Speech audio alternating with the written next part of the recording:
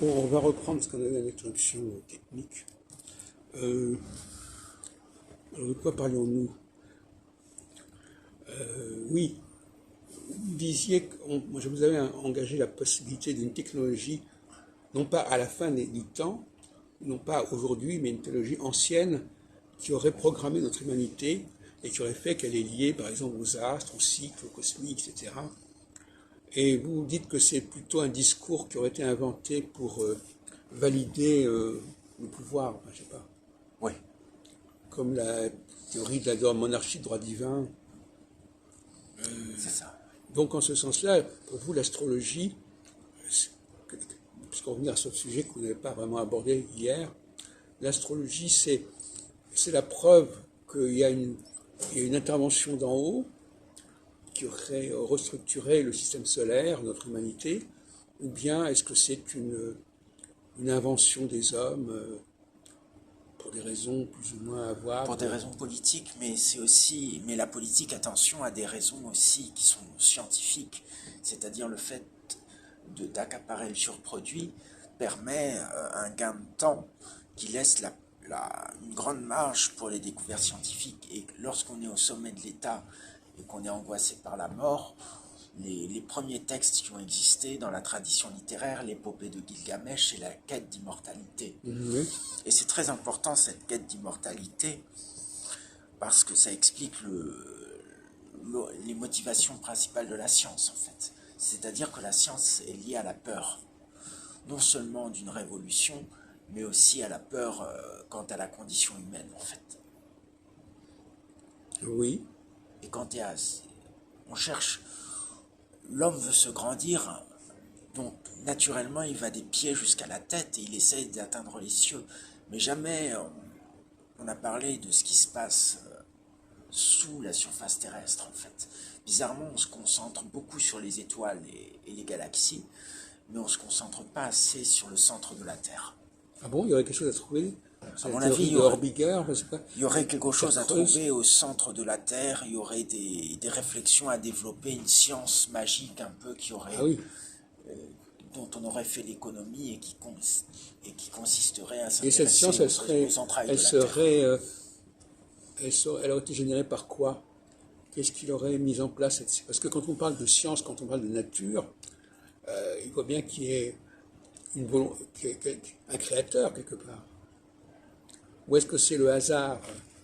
Vous pourriez nous parler de cette question. Alors, c'est le hasard, vous êtes darwinien? Qu'est-ce que c'est exactement? C'est-à-dire que, est-ce que les choses que nous étudions actuellement, alors vous parlez tout à l'heure de technologie, il y a la dialectique entre science et technique. Oui, Alors, la technique va au-delà de la science. dans Puisque, son, comment? dans son résultat pratique.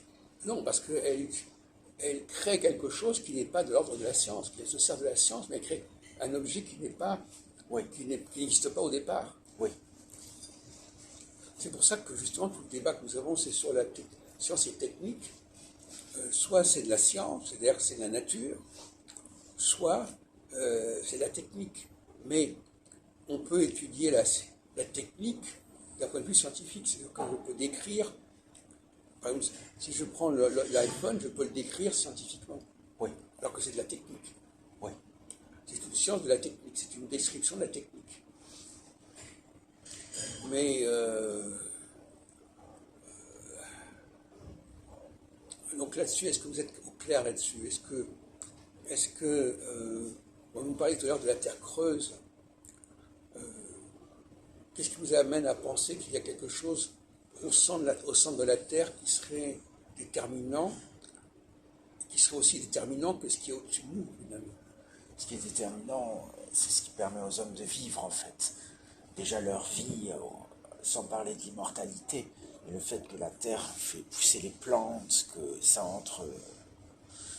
c'est tant d'importance dans la chaîne alimentaire, que les animaux mangent les plantes. Et ça, c'est quoi? Vous parlez du centre de la Terre, là?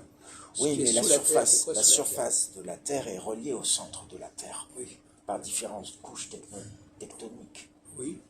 Et donc, d'une certaine manière, on peut parler du centre de la Terre, même à propos des végétaux, en fait. Mais qu'est-ce qui vous Même a mis s'ils cette sont idée dans la éloignés. tête? Vous avez lu ça quelque part? Je ne comprends pas très bien. J'ai pas lu ça quelque part, mais j'ai constaté que pour avoir des aperçus sur la destinée, sur le futur, on s'en référait toujours au ciel et jamais vraiment à la terre. D'accord, c'est amusant d'avoir cette idée-là, mais c'est simplement une piste de recherche. Oui, Ça ne va pas plus loin. Mais vous diriez que c'est peut-être plus important d'aller étudier ce qui se passe sous nos pieds qu'au-dessus de nos têtes. oui, C'est par une espèce de contradiction que vous faites ça. Dites, pourquoi pas? oui. Les deux Qu'est-ce sont que intéressants en fait. Mais pourquoi faire l'économie de l'un ou valoriser l'un au écoutez, détriment de l'astronomie l'autre? nous a permis quand même d'explorer le cosmos. Euh, Par contre, qu'est-ce que nous pouvons appréhender de ce qui est en dessous, de ce qui est au centre de la Terre, à part Jules Verne? Bon, enfin, en tout cas, c'est amusant comme idée, si vous voulez. Moi, je veux bien écouter. Mais ça revient à la même chose. Est-ce que nous sommes nous-mêmes des objets techniques ou est-ce que nous sommes le résultat de l'évolution plus ou moins aveugle et sauvage de la nature?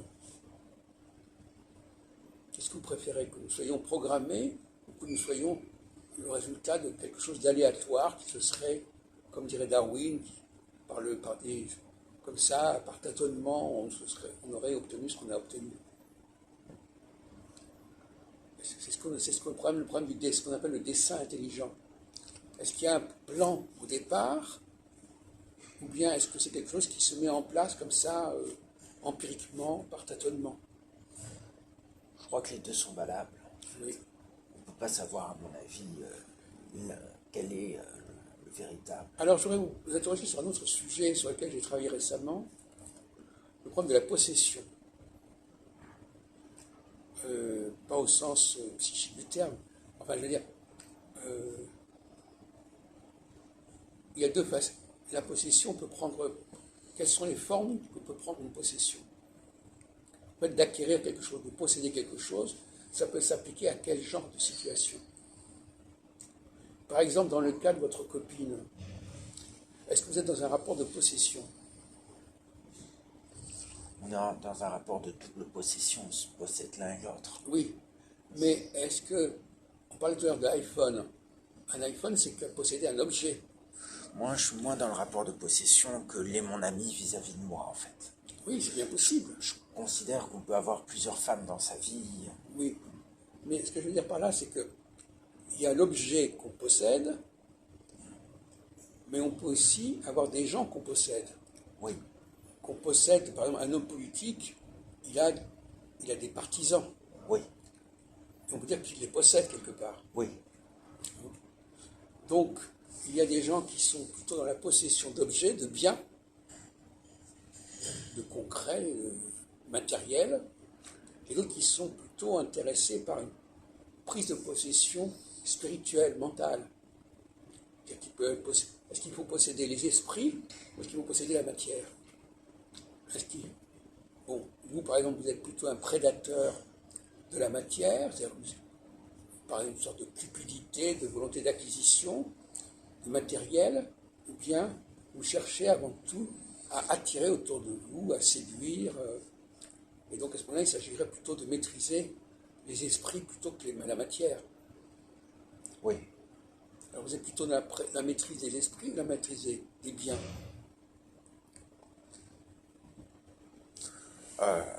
Je suis plutôt dans la maîtrise des esprits, mais la maîtrise des biens, ça peut non pas être non pas être le résultat d'un sentiment cupide, mais ça peut répondre au désir de stabilité, en politique par exemple.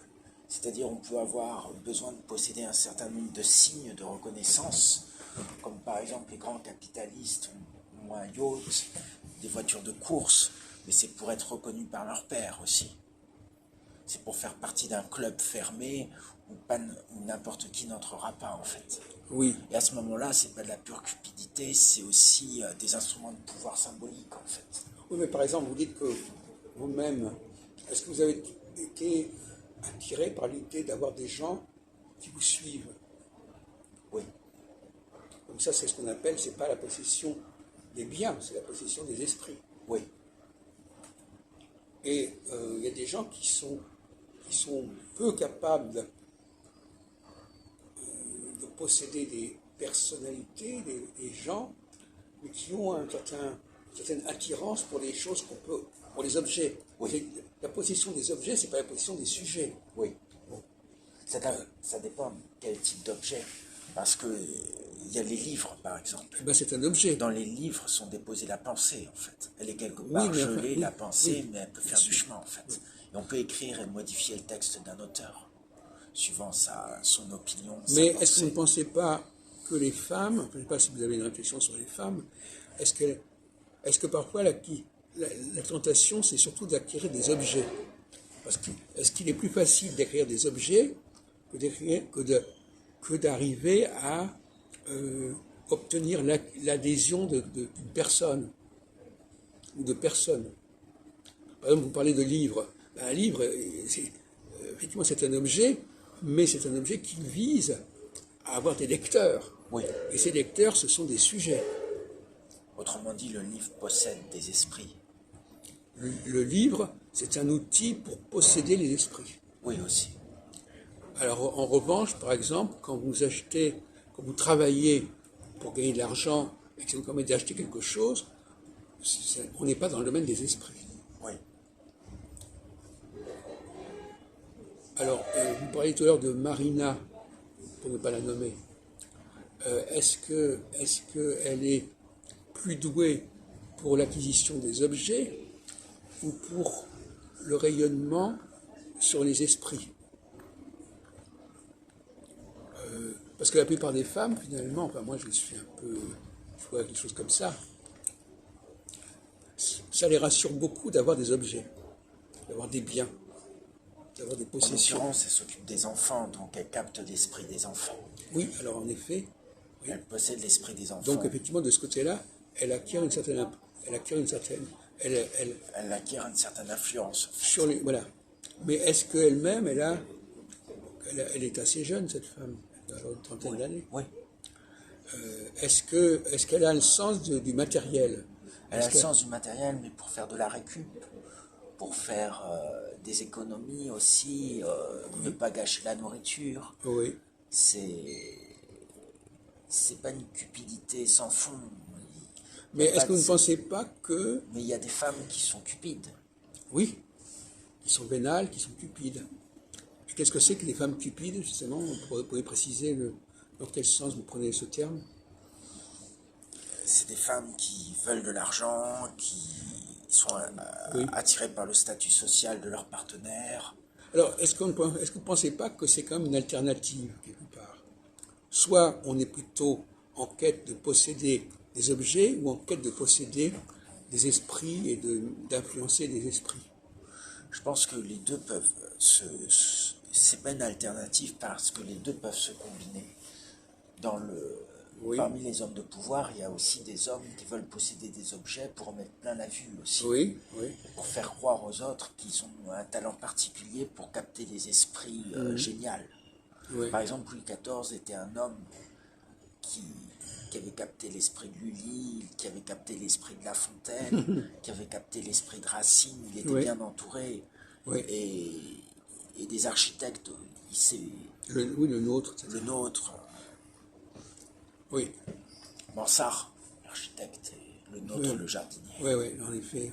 Donc il captait les esprits, mais il captait les biens qui étaient capables de construire ces esprits, en fait. Mais c'est vrai que la postérité, malgré tout, retient ce qu'on appelle le pouvoir. Le pouvoir, c'est quand même avant tout...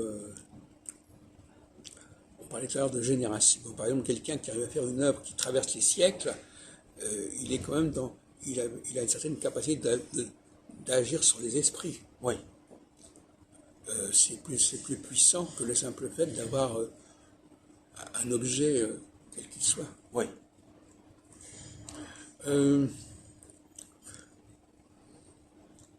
Vous avez interrogé hier sur cette question. Pour terminer notre entretien, est-ce que vous voyez la différence? On avait parlé du ça et du surmoi. On avait évoqué ça. dans quel domaine vous êtes vous-même le ça, c'est une forme de relâchement, si vous voulez. Oui, On se donne de la